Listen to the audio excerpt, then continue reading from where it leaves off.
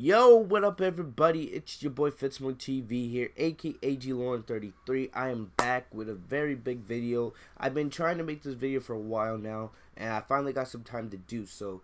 And we're gonna be talking about YouTube, the copyright situation, and a lot of stuff. Alright, there's a lot of people out there that don't really understand what's been going on with the whole YouTube copyright situation, and it's starting to affect more and more YouTubers by the day.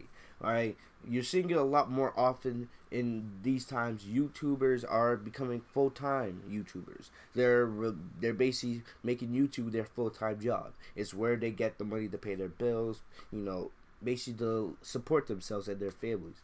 But and this started a couple years ago, really, but it's become a really big issue over the last couple months. There's been a lot of copyright laws that have been passed, and for some YouTubers, the copyright laws don't affect them really at all.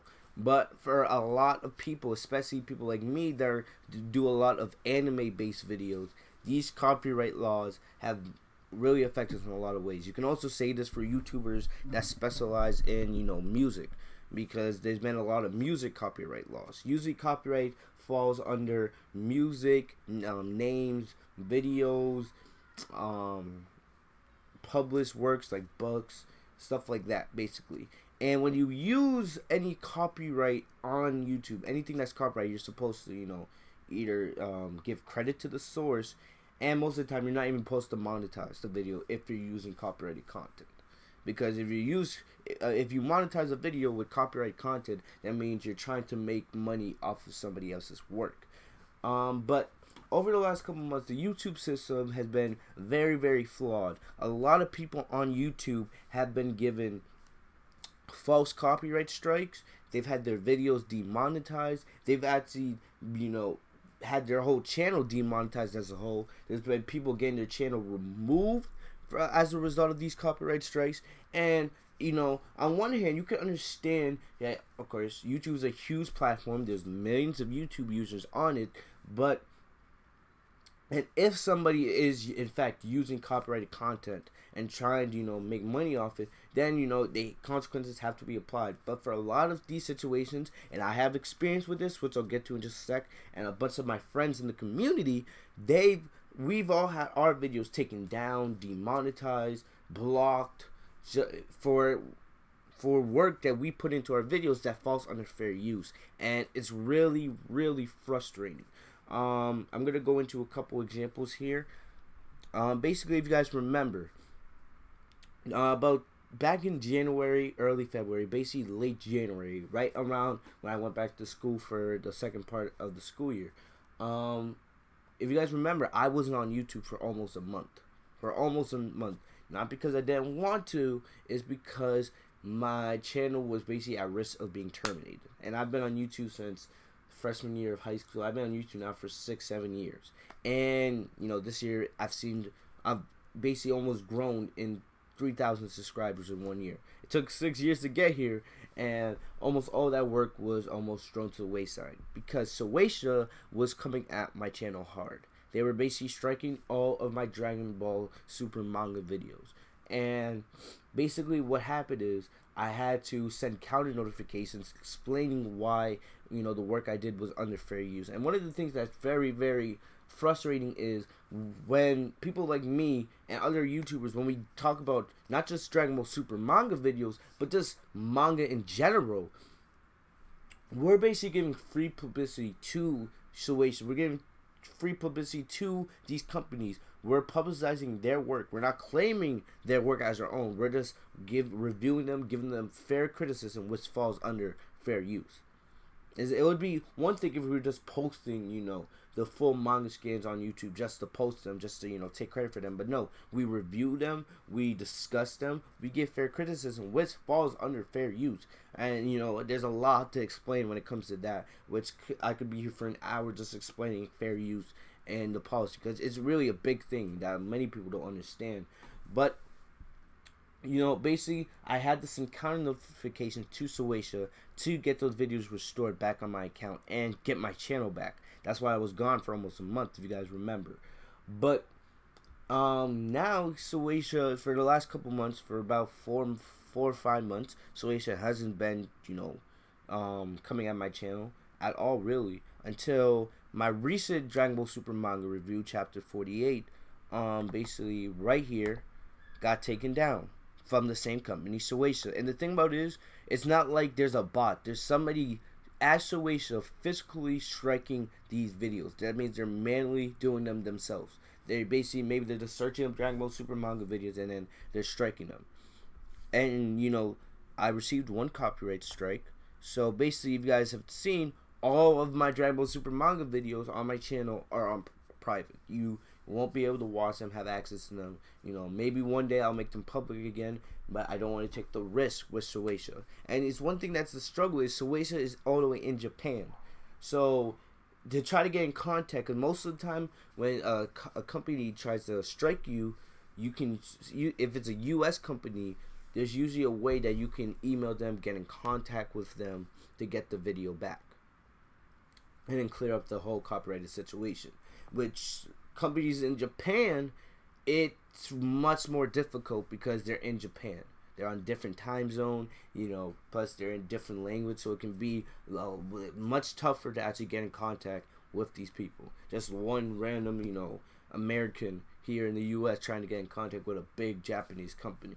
But a lot of my friends in the community are suffering the same fate, and now the future of doing Dragon Ball Super manga reviews on YouTube, we don't know what's gonna happen, because basically one of my friends, Unrelent Gaming, you guys probably know him, he recently dealt with the same thing I did.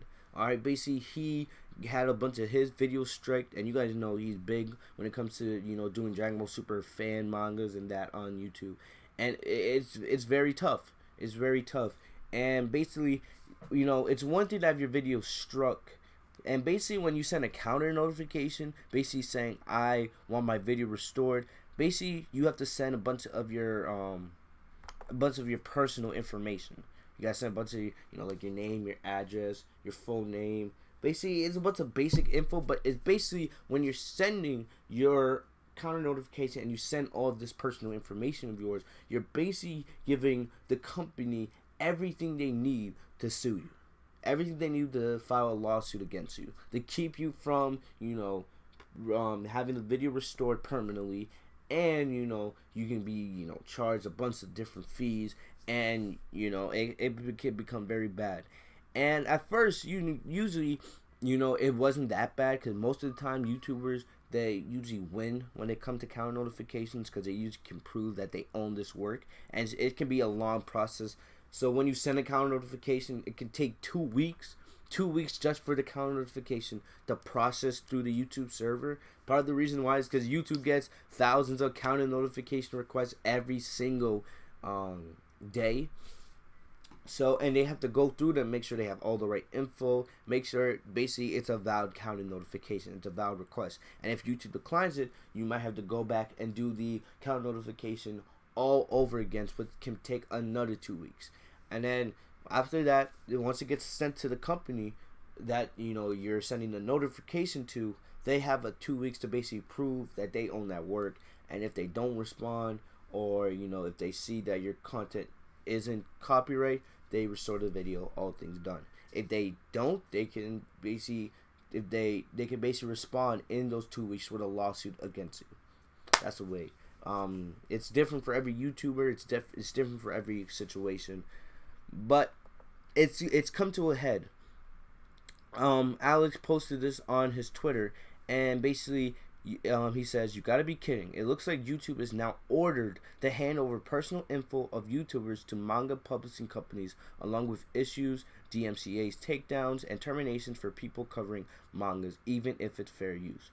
Retweet and spread or rate." So there's a lot of stuff going into what he's saying there, but basically, here's the gist of it. YouTube is now ordered to hand over personal info of YouTubers, Anime Fight Club, Linda, and so some of the big manga YouTubers on YouTube, they've had their personal information handed over to some of these companies. And basically, like I said before, the reason why the personal information is handed over to these companies is you're basically giving these companies everything they need so they can file a lawsuit and sue you. It's that serious. And you know, it never used to be the case before. Usually the only way they could get your personal information is if you send a counter notification. All right, but basically there's like 3 different articles just about that. And you know, this is basically the whole thing. This is the whole law right there that tells you, you know, where it tells you that YouTube is ordered to hand over.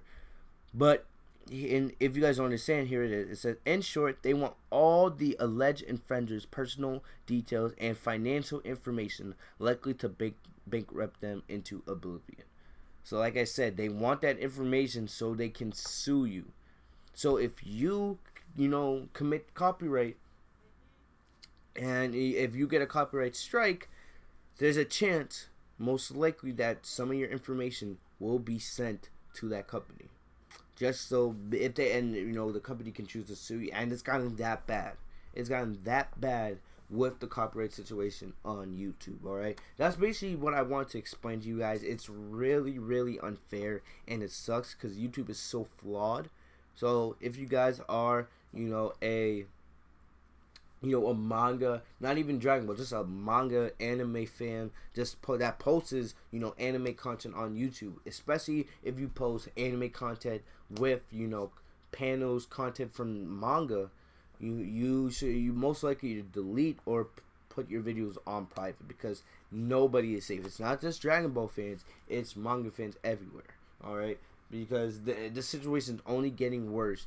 And you know, as I said, it's very difficult because, you know, these companies, a lot of these companies are stationed internationally, which can make it much more difficult to, you know, get in contact with them. And it sucks. It really does suck.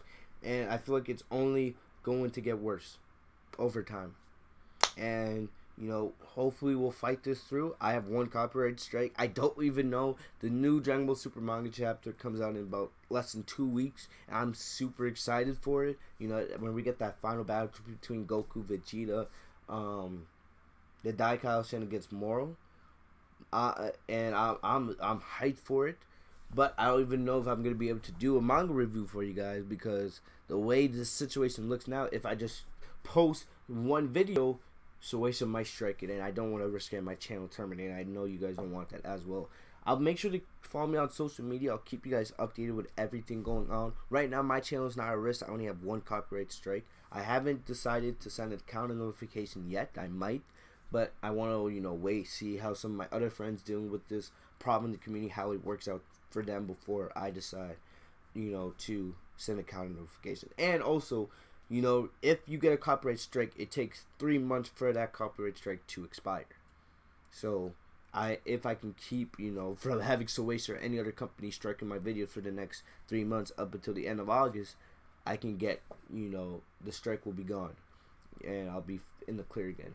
So yeah, it's a very, very, very difficult time to be a YouTuber. It's becoming more and more difficult to be a YouTuber, and I hope this video does raise some awareness. Make sure to share this video out on social media, guys. I want to make sure everybody who's struggling with this gets to see this, and more people understand. There's still a lot more that goes into the whole copyright situation, and if this video does well, I'll make sure to come back and do a part 2 on it.